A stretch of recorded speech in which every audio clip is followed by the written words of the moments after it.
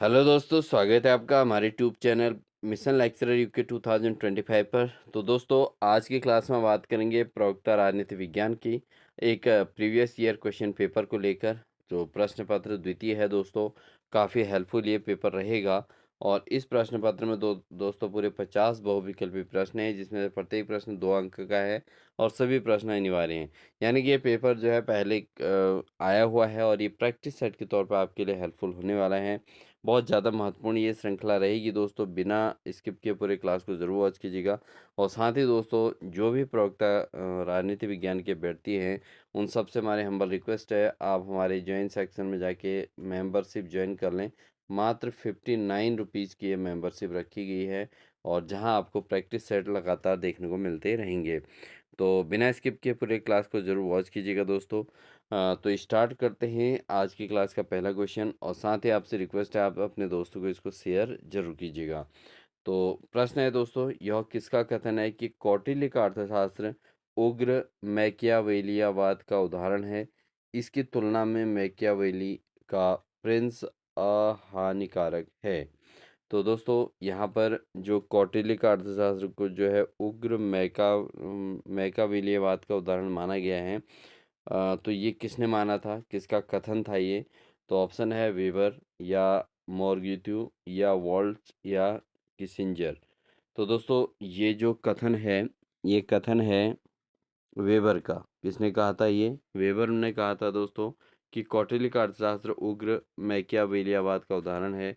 इसकी तुलना में मैकियावेली का प्रिंस अहानिकारक है। ठीक है, तो इम्पोर्टेंट प्रश्न है, नोट कीजिएगा। बढ़ते हैं दोस्तों अगले प्रश्न की ओर। अगला प्रश्न है दोस्तों, प्लेटो के अनुसार न्याय क्या है? तो प्लेटो के अनुसार न्याय क्या है? ऑप्शन है वस्तु एवं सेवा का वितरण, या भार और प्रसुविधा, या दंड और प्रतिशोध, और एक व्यक्ति एक कार्य एक वर्ग एक व्यक्ति। तो प्लेटो के अनुसार न्याय क्या है दोस्तों? तो इसमें अगर आप ट्राई कर चुके हैं तो इसका जो सही आंसर है वह है ऑप्शन नंबर 4, एक व्यक्ति एक कार्य एक वर्ग एक व्यक्ति। तो ये प्लेटो के अनुसार न्याय को उन्होंने माना है कि एक व्यक्ति एक कार्य होना चाहिए और एक वर्ग एक व्यक्ति होना चाहिए। तो इस हिसाब से ऑप्शन नंबर 4 इन्होंने सही माना है। प्लेटो के अनुसार न्याय जो है एक व्यक्ति एक कार्य एक वर्ग एक व्यक्ति है। बढ़ते हैं दोस्तों अगले प्रश्न की ओर। अगला प्रश्न ले लेते हैं। अगला प्रश्न है दोस्तों, अभिकथन और तर्क पर आधारित है। तो अभिकथन है, ऑक्सफोर्ड का कहना है कि हॉब्स अंग्रेजी बोलने वाले लोगों में पैदा होने वाला सबसे महान राजनीतिक चिंतक है। ठीक है, और इसमें तर्क दिया है, कोई अन्य चिंतक उसके दार्शनिक आधार और विचार की स्पष्टता की बराबरी नहीं कर सकता। तो किसने कहा है ये कथन? और ऑक्सफोर्ड का कहना है कि हॉब्स हॉब्स जो राजनीतिज्ञ हैं दोस्तों, वो अंग्रेजी बोलने वाले लोगों में पैदा होने वाला सबसे महान राजनीतिक चिंतक माना गया है। तो और तर्क ये दिया गया है कि कोई अन्य चिंतक उसके दार्शनिक आधार और विचार की स्पष्टता की बराबरी नहीं कर सकता। तो इसका जो सही कथन है दोस्तों, क्या इसका सही है? तो ए और आर दोनों सत्य हैं, वास्तविकता है ये सब कुछ, और आर ए की सही स्पष्टीकरण करता है। तो ये बात कंफर्म है कि हॉब्स अंग्रेजी बोलने वाले लोगों में पैदा होने वाला सबसे महान राजनीतिक चिंतक रहा है और कोई अन्य चिंतक व दार्शनिक आधार और विचार की स्पष्टता की बराबरी नहीं कर सकता। तो ये जो है कथन और कारक दोनों ही बिल्कुल सही हैं। तो कथन अभिकथन और तर्क दोनों ही बिल्कुल सही हैं दोस्तों। अगला प्रश्न है दोस्तों, हिंगेल की द्वंद्वात्मक विधि थी। तो हिंगेल जो है उनकी द्वंद्वात्मक विधि क्या थी? राजनीति के विज्ञान का निर्माण करना, ज्ञान के दार्शनिक विधि का को स्वीकार करना, इस बात पर बल देना कि प्राकृतिक विज्ञान की विधियां और सामाजिक विज्ञान की विधियां एक समान हैं, या प्रतिवाद की समस्या सुलझाना। तो हेगेल की द्वंद्वात्मक विधि क्या थी, इस पर हमें चर्चा करनी है। तो हेगेल की जो द्वंद्वात्मक विधि थी दोस्तों, वो थी प्रतिवाद की समस्या को सुलझाने वाली। ठीक है, प्रतिवाद की समस्या को सुलझाना हेगेल की द्वंद्वात्मक विधि के अंतर्गत आता है। तो ऑप्शन नंबर 4 इसका सही आंसर हो जाएगा। क्वेश्चन नंबर 5 है दोस्तों, किसने युवा मार्क्स और वृद्ध मार्क्स के बीच अंतर बताया था? तो कौन ऐसे राजनीतिक रहे हैं जिन्होंने जो है युवा मार्क्स और वृद्ध मार्क्स के बीच का अंतर बताया था? ऑप्शन है अल्थुसर, लेनिन, मिलीबैंड या जुकम्बर्ग। तो लुक्जमबर्ग। ठीक है दोस्तों, तो किसने ये युवा मार्क्स और वृद्ध मार्क्स के बीच अंतर बताया था? तो ऑप्शन नंबर इसका ए सही है दोस्तों, क्योंकि जो अल्थुसर हैं दोस्तों, इनके द्वारा जो है युवा और वृद्ध मार्क्स के बीच अंतर बताया गया था। इंपॉर्टेंट प्रश्न है, इसको ज़रूर नोट करते हैं, आप नोट करते हुए चलें। ठीक है, इंपॉर्टेंट प्रश्न को ज़रूर नोट करते रहें। ठीक है, बढ़ते हैं दोस्तों क्वेश्चन नंबर 6 की ओर। क्वेश्चन नंबर 6 है ग्रामसी के फांसीवाद। ग्रामसी ने फांसीवाद की विशेषता क्या बताई है? तो ग्रामसी जो हैं इनके द्वारा फांसीवाद की जो विशेषता बताई गई है क्या है? ऑप्शन है प्राधान्य क्रांति या निष्क्रिय क्रांति या वुजरा क्रांति या लघु वुजरा क्रांति। तो दोस्तों जो इसमें जो ग्रामसी ने फांसीवाद की विशेषता बताई है, वो बताई गई है दोस्तों निष्क्रिय क्रांति। फांसीवाद को एक निष्क्रिय क्रांति के तौर पर इन्होंने बताया है, ये इसकी विशेषता बताई गई है। तो ऑप्शन नंबर 2 इसका सही आंसर हो जाएगा। बढ़ते हैं दोस्तों अगले प्रश्न की ओर। नीचे दो कथन दिए गए हैं, एक को अभिकथन और दूसरे को तर्क आर कहा गया है। नीचे दिए गए कूट का प्रयोग करके सही उत्तर चुनिए। अभिकथन है गांधी भौतिक सभ्यता के आलोचक थे और विशेष रूप से औद्योगिक क्रांति को पसंद नहीं करते थे। जबकि इसमें तर्क दिया गया है उनका विश्वास था कि औद्योगिक क्रांति गहरे मूल्यों को नष्ट कर रही है। तो इसके आधार पर अभिकथन और कारक की बात करें तो इसमें दोस्तों क्या है कि ए और आर दोनों सत्य होंगे, क्योंकि जो गांधी जी हैं दोस्तों, वो किस चीज़ के समर्थक थे? गांधी जी भौतिक सभ्यता के आलोचक थे और वो विशेष रूप से औद्योगिक क्रांति को पसंद नहीं करते थे। ठीक है, वो भौतिक सभ्यता के भी आलोचक रहे हैं और उन्होंने जो है औद्योगिक क्रांति को ज़्यादा पसंद नहीं किया था। तो यह बात बिल्कुल सही है, ये कथन बिल्कुल सही है। और साथ ही उनका विश्वास क्या था कि औद्योगिक क्रांति गहरे मूल्यों को नष्ट करती है, यानी कि अगर औद्योगिक क्रांति जगेगी तो जो गहरे मूल्य हैं, जो सामाजिक मूल्य हैं, वो जो है नष्ट हो जाएंगे। तो इस आधार पर दोस्तों ऑप्शन नंबर फर्स्ट इसका सही है, क्योंकि ए और आर दोनों सत्य हैं और आर ए की सही स्पष्टीकरण करता है। तो औद्योगिकरण के जो है सभ्यता भौतिक सभ्यता के आलोचक और औद्योगिक क्रांति को पसंद नहीं करते थे गांधी जी, और यही मानते थे कि औद्योगिक क्रांति जो है गहरे मूल्यों को नष्ट कर रही है, ये उनका मानना था। तो इसलिए उन्होंने जो है इन चीज़ों को माना है। तो यहाँ पर दोनों कथन सही हैं, कथन और कारक दोनों सही हैं, कथन और तर्क दोनों सही हैं। तो और जो कथन है उसको जो है तर्क के द्वारा स्पष्टीकरण किया गया है। बढ़ेंगे दोस्तों अगले प्रश्न की ओर। अगला प्रश्न है दोस्तों, रॉय लेनिन बहस किसके इर्द गिर्द केंद्रित थी? तो जो रॉय लेनिन बहस है वो किसके इर्द गिर्द केंद्रित थी? ऑप्शन है द्वंद्वात्मक भौतिकवाद या इतिहास का मार्क्सवादी सिद्धांत या अधिशेष मूल्य का सिद्धांत या औपनिवेशिक प्रश्न। तो जो रॉय लेनिन बहस इस किसके इर्द गिर्द केंद्रित थी? तो ये दोस्तों थी आपके औपनिवेशिक प्रश्न के अंतर्गत इर्द गिर्द केंद्रित है। ठीक है, तो इस चीज़ को ध्यान दें, इंपॉर्टेंट प्रश्न है। रॉय लेनिन की जो बहस थी वो जो मुख्यतः केंद्रित थी वो औपनिवेशिक प्रश्न पर आधारित थी। तो इसलिए ऑप्शन नंबर 4 इसका सही आंसर हो जाएगा। ठीक है, इसको आप नोट कर लीजिएगा दोस्तों, इंपॉर्टेंट प्रश्न लगता है। अगला प्रश्न है दोस्तों, विमर्शीय लोकतंत्र क्या है? तो विमर्शीय लोकतंत्र क्या है, मतलब क्या है इसको बताना है। ऑप्शन है एक सिद्धांत जो विशेष रूप से मानव अधिकारों का हिमायती है, या विमर्शीय लोकतंत्र एक सिद्धांत जो पर्यावरण को सर्वाधिक महत्वपूर्ण कार्यक्रम के रूप में प्रस्तुत करता है, या एक सिद्धांत जो उदारवादी लोकतंत्र के सदृश ढांचे को परिमार्जित करने में ध्यान केंद्रित करता है, या विमर्शीय लोकतंत्र एक सिद्धांत जो लोकतांत्रिक साधनों की सहायता से समाजवाद लाना चाहता है। तो जो विमर्शीय लोकतंत्र है दोस्तों वो किससे संबंधित है? ये जो है दोस्तों एक सिद्धांत है जो उदारवादी लोकतंत्र के सदृश ढांचे को परिमार्जित करने पर ध्यान केंद्रित करता है। ठीक है, तो उदारवादी लोकतंत्र को महत्वपूर्ण देने वाला और उसके सदृश जो है परिमार्जित करने में की ओर ध्यान देने वाला जो लोकतंत्र है उसको हम कहते हैं विमर्शीय लोकतंत्र। दोस्तों अभी तक आपने वीडियो लाइक नहीं किया तो लाइक ज़रूर कर लीजिएगा, और जो अभ्यर्थी चैनल पर नए हैं वो ज़रूर हमारी मेंबरशिप ज्वाइन कर लें, क्योंकि 59 की बहुत ही आसान सी मेंबरशिप रखी गई है और आप आसानी से इसको ज्वाइन कर सकते हैं, जिससे आपको लगातार ऐसी प्रैक्टिस सेट देखने को मिलेंगे और आपकी रिवीजन बहुत स्ट्रांग हो जाएगी इससे। ठीक है, और चैनल पर नए हैं तो चैनल को सब्सक्राइब ज़रूर कर लें दोस्तों। अगला प्रश्न है दोस्तों, व्यवहारवाद अल्पकालिक क्यों था?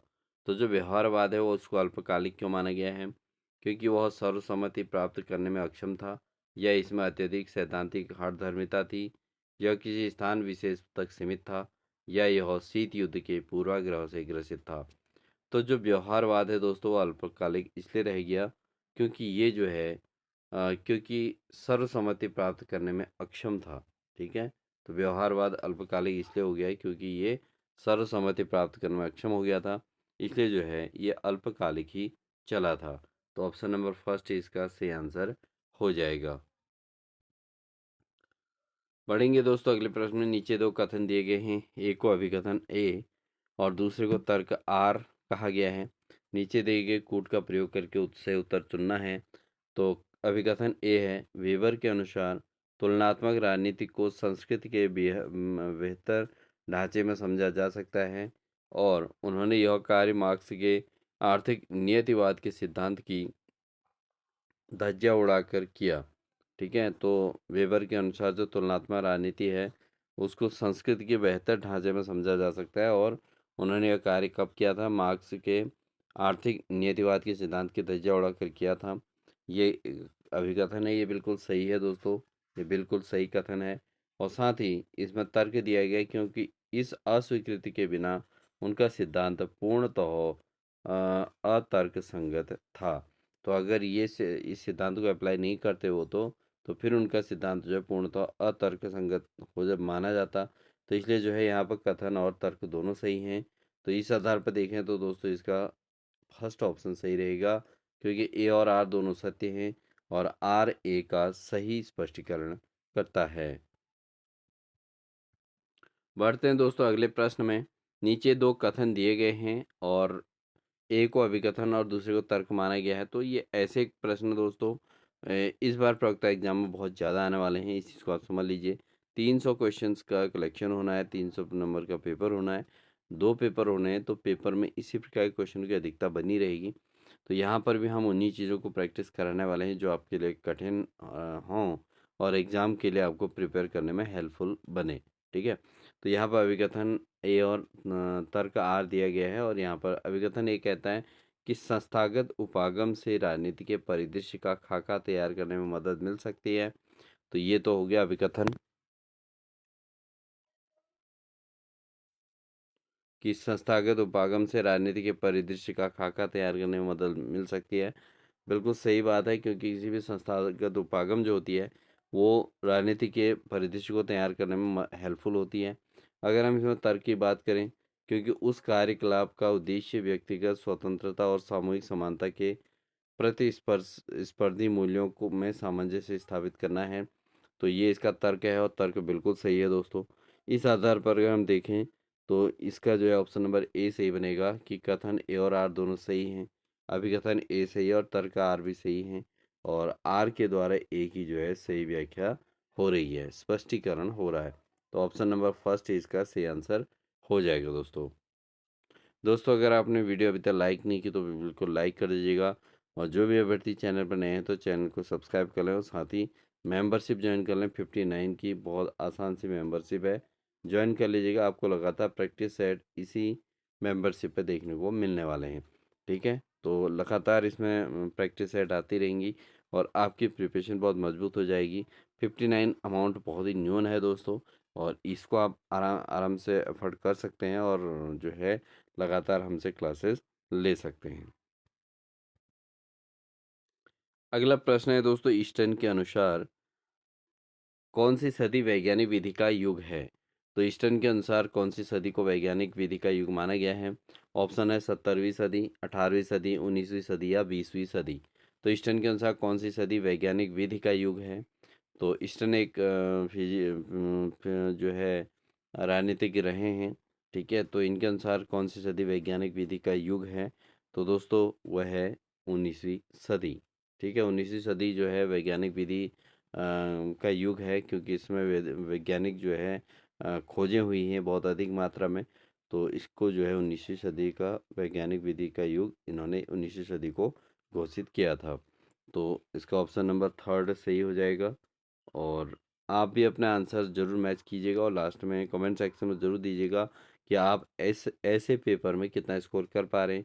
और अगर आप इस पेपर में 25 में से कम 18 अगर कवर कर लेते हैं, तो एटलीस्ट आपकी तैयारी बहुत बेहतरीन हम कह सकते हैं, ठीक है दोस्तों? क्वेश्चन नंबर 14 है दोस्तों, अरस्तु द्वारा किया गया संविधानों का वर्गीकरण इस पर आधारित था कि। तो अरस्तु ने संविधानों का वर्गीकरण किया था और वो किस पर आधारित है ये आपको बताना है। कौन शासन करता है और शासन में कौन लाभान्वित होता है इस पर आधारित था, या सत्ता में अनवरत बने रहने के उपाय पर आधारित था, या प्लेटो के दी रिपब्लिक के मूल्य प्रतिपादन को स्वीकार करना था, चौथा है बहुसंख्यक का शासन सुनिश्चित करना था।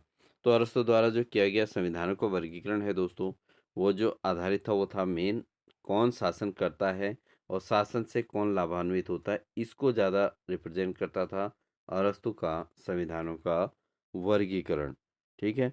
तो ऑप्शन नंबर फर्स्ट ही इसका सही आंसर हो जाएगा दोस्तों।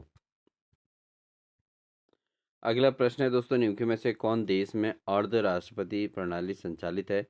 तो किस देश में जो है अर्ध राष्ट्रपति प्रणाली संचालित है दोस्तों? ऑप्शन है श्रीलंका, जर्मनी, इटली या फ्रांस। तो कौन सा देश ऐसा है जहां अर्ध राष्ट्रपति प्रणाली संचालित है? तो ये है दोस्तों इटली। तो इटली में दोस्तों अर्ध राष्ट्रपति प्रणाली जो है संचालित है। ऑप्शन नंबर सी इसका सही आंसर हो जाएगा, यानी कि थर्ड ऑप्शन इसका सही आंसर हो जाएगा। अगला प्रश्न लेते हैं दोस्तों, किसने इस स्थापित मत को अस्वीकार किया कि ग्रेट ब्रिटेन में कंजर्वेटिव पार्टी अभिजनवादी है और तथा इस पर नेतृत्व का वर्चस्व होता है, और लेबर पार्टी आंतरिक लोकतंत्र के उच्च मापदंड वाली पार्टी है। तो किसने ये कहा था दोस्तों? तो इसके अगर हम ऑप्शन की बात करें, किसने इस मत को अस्वीकार किया था? रॉबर्ट मिसेल्स, या रॉबर्ट मैकेंजी, या टोनी बेन, या मोसे ऑस्टेग्नेस्की। तो किसने इस जो है मत को अस्वीकार किया था कि ग्रेट ब्रिटेन में कंजर्वेटिव पार्टी अभिजनवादी है और इस पर नेतृत्व का वर्चस्व होता है, और लेबर पार्टी आंतरिक लोकतंत्र के उच्च मानदंड वाली पार्टी है। तो ये किसने कहा था? तो ये जो कहा गया था दोस्तों, ये कहा गया था रॉबर्ट मैकेंजी के द्वारा, ठीक है? रॉबर्ट मैकेंजी ने स्थापित मत को अस्वीकार किया था, ठीक है? रॉबर्ट मैकेंजी ऐसे हैं जिन्होंने इस मत को अस्वीकार किया था, ठीक है? तो ऑप्शन नंबर 2 इसका सही आंसर हो जाएगा। अगला प्रश्न है दोस्तों, नौकरशाही सत्तावाद का प्रकार है। तो नौकरशाही सत्तावाद का प्रकार कौन सा है? जैसे सैनिक शासन, फांसीवाद, या साम्यवाद, या निरंकुशवाद। तो इसमें नौकरशाही सत्तावाद का प्रकार कौन सा है? तो इसका जो सही आंसर है दोस्तों वह है सैनिक शासन। सैनिक शासन दोस्तों शाही सत्तावाद का एक प्रकार के तौर पर हम इसको जान सकते हैं। तो ऑप्शन नंबर फर्स्ट इसका सही आंसर हो जाएगा। बढ़ते हैं दोस्तों अगले प्रश्न में। अगला प्रश्न है, यह किस सिद्धांत का मत है कि जैसे ही समाज का विकास होगा वह पूंजीपति लोकतंत्र बन जाएगा, और जिसमें मूल्यों एवं अभिलक्षणों का एक सम्मिलित समुच्चय होगा। तो किस सिद्धांत का ये मानना है कि जैसे ही समाज का विकास होगा तो वह पूंजीपति लोकतंत्र बन जाएगा, ठीक है? तो ये सिद्धांत है कि समाज का विकास होगा तो पूंजीपति लोकतंत्र बनेगा, जिससे मूल्यों और अभिलक्षणों का सम्मिलित समुच्चय होगा। तो किसने ये माना है? ऑप्शन है आश्रयता सिद्धांत, या संरचनात्मक प्रकारवादी सिद्धांत, या आधुनिकीकरण सिद्धांत, या उत्तर आधुनिकीकरण सिद्धांत। तो ये जो है दोस्तों ये है आधुनिकीकरण सिद्धांत, और इस सिद्धांत के अनुसार ये मत है कि जैसे ही समाज का विकास होगा तो पूंजीपति लोकतंत्र बन जाएगा समाज, और जिससे मूल्यों और अभिलक्षणों का एक सम्मिलित समुच्चय जो है देखने को मिलेगा। ये मानना है आधुनिकीकरण सिद्धांत का। ठीक है दोस्तों, बट ऐसा पॉसिबल होता नहीं है, सम्मिलित समुच्चय कम मिलता है। ठीक है, अभिलक्षण मूल्यों और अभिलक्षणों की जो है समाज में जब पूंजीपति लोकतंत्र बन जाता है तो उसमें अभिलक्षण और सम्मिलित समुच्चय प्राप्त होना मुश्किल हो जाता है। ये आधुनिकीकरण सिद्धांत का मत है लेकिन। ठीक है, तो ऑप्शन नंबर थर्ड इसका सही आंसर हो जाएगा। अगला प्रश्न है दोस्तों, वैधता के वेवर उपागम उपागम के विकल्प के रूप में वैधीकरण संकट विकसित किया गया। तो वैधता के वेवर उपागम के विकल्प के रूप में वैधीकरण संकट किसके द्वारा विकसित किया गया था? तो ऑप्शन है मिलीबैंड और स्वीजी द्वारा, या प्लेखानोव और लेनिन द्वारा, या कामू और सात्र द्वारा, या हैबरमास और ओफे द्वारा। तो दोस्तों यहाँ पर जो है वैधता के वेवर उपागम के विकल्प के रूप में वैधीकरण संकट जो विकसित किया गया था वो किया गया था दोस्तों हैबरमास और ओफे द्वारा। तो हैबरमास और ओफे के द्वारा वैधता के वेवर उपागम के विकल्प के रूप में वैधीकरण संकट विकसित किया गया था। तो ऑप्शन नंबर 4 इसका सही आंसर हो जाएगा। दोस्तों क्लास अच्छी लगी तो वीडियो को लाइक ज़रूर कर दीजिएगा और साथ ही आपके कमेंट सेक्शन में ज़रूर आप कमेंट दीजिएगा कि आप कितना स्कोर कर पा रहे हैं, क्योंकि आपकी जो स्कोर की प्राथमिकता रहेगी हम उसके आधार पे ही क्वेश्चन का लेवल भी रखेंगे और साथ ही आपको जो है बेहतर कंटेंट देने का प्रयास करेंगे दोस्तों। ठीक है, अगला प्रश्न है दोस्तों,